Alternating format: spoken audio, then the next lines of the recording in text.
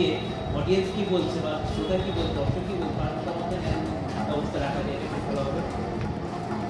আর নতুন একটা পেপার শুরু হলো, অনেকটা পথ চলা বাকি। এই পেপারের সঙ্গে যারা যুক্ত তাদের সবাইকে আমার সঙ্গে প্রত্যেকে আমি জানাচ্ছি আমার শুভকামনা।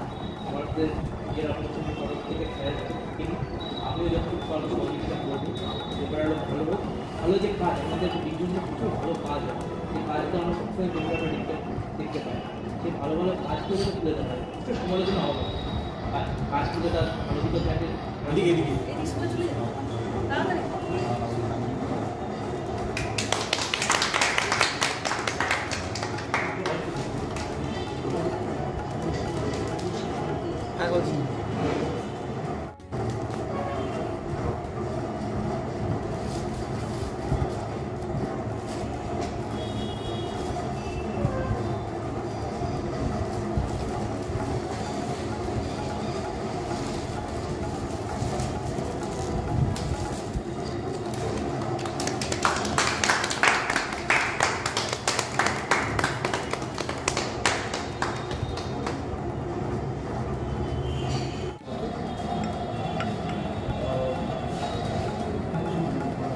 মোরাম বা ইত্যাদি এই খনিজ পদার্থের একটা বিপুল সম্ভার এখানে আছে, কিন্তু তার সাথে সাথে প্রতিভা এবং সেই প্রতিভা বিকাশেরও একটা বিপুল সম্ভার এখানে আছে। এখানকার হাতের কাজ অত্যন্ত বিখ্যাত, এখানকার লোকশিল্প এবং লোকায়ত শিল্প শুধু সারা রাজ্যে নয়, সারা দেশে নয়, বিশ্ব সমাদৃত। সেখানে একটা বাংলা পাক্ষিক পত্রিকার একটা আলাদা গুরুত্ব আছে। গুরুত্ব আছে এই কারণে, প্রথম হচ্ছে জেলার মধ্যে একটা বৈচিত্র্য আছে। সেই বৈচিত্র্য তার লক্ষণ যদি তার পাক্ষিক পত্রিকায় ফুটে ওঠে, পাঠক সংখ্যা বাড়বে বই কমবে না। আমি এখানে বলবো, ইংরেজিতে একটা কথা আছে, এসেন্স অফ দ্য এসেন্স। এটা অনেকেই বললেন এখানে যে খবর তো সবাই করবে। যেমন আমি একটু পাতা উল্টাচ্ছিলাম এই কারণে, কিছু কিছু খবর সত্যি আমি দেখলাম যে অন্যান্য কাগজে সেটা অলরেডি পড়ে নিয়েছি দু একদিন আগে বা ইত্যাদি, হয়তো প্রথম প্রকাশন বলে হয়তো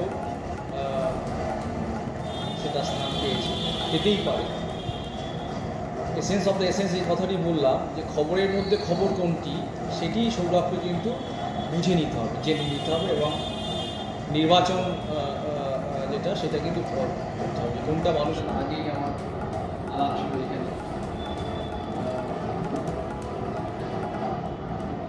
এখানে বীরভূমে কিন্তু অনেক মণিমাণিক্য ছড়িয়ে আছে, আমি এটা মনে প্রাণে বিশ্বাস।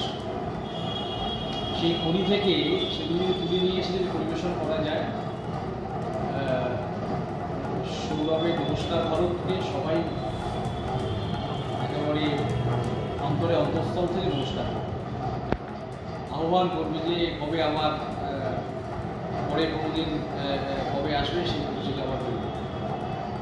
আমি সৌরভকে বলবো, অনেক সময় সৌরভ যখন আরেকটি নিয়মিত সংবাদপত্রে ছিল, সৌরভ সন্ধ্যাবেলা বা কোনো একটা সময় আমার কাছে যেত, প্রায় যেত, একদিন বাদে একদিন তো যেতই। আমি কখনো কখনো আমিও করেছিলাম, কিন্তু পত্রিকা প্রকাশ করা এবং পত্রিকা চালানো এবং সেটাকে বড় করা, এইটা খুব বড় চ্যালেঞ্জ। যারা মিডিয়ার সঙ্গে বিভিন্নভাবে যুক্ত আছে আমরা সেটা সবাই জানি।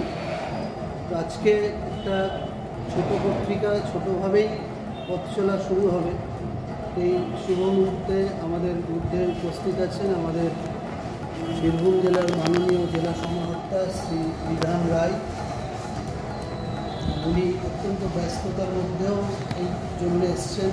উনি আমাদের মিডিয়ার খুবই মিডিয়া বান্ধব ডিএম বলতে যা বোঝায় উনি তাই। ওনাকে আমরা স্বাগত জানাচ্ছি।